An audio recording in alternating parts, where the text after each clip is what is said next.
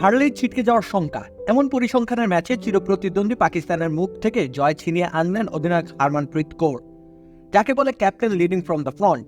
যদিও জয়ের বন্দরে যাওয়ার আগেই চোট নিয়ে মাঠ ছেড়েছেন ভারতের অধিনায়ক। নারী টি-20 বিশ্বকাপের গ্রুপ পর্বে নিজেদের প্রথম ম্যাচ হেরেছিল ভারত। সেমিফাইনালে যেতে হলে হারা যাবে না পাকিস্তানের বিপক্ষে। জয়ের লক্ষ্য নিয়ে মাঠে নামে ভারত।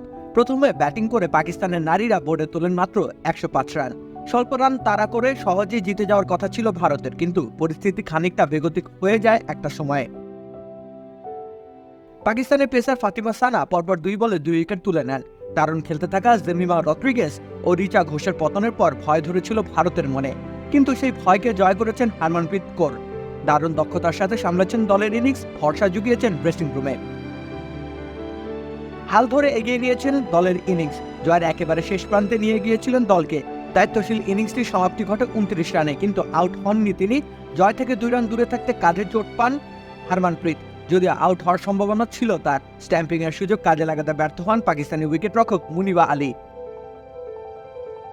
দ্রুত ক্রিজে ফিরতে গিয়ে কাঁধে চোট পান হারমানপ্রীত, তাই তো তাকে উঠে যেতে হয় ক্রিজ ছেড়ে। যদিও তাতে খুব বেশি ক্ষতি হয়নি ভারতের। পরবর্তী বলে জয় পেয়ে যায় ভারত। তাতে করে খানিক স্বস্তির নিঃশ্বাস নেওয়ার সুযোগ পেল ভারত নারী ক্রিকেট দল। রাকিব হোসেন রুম্মান, খেলা 71।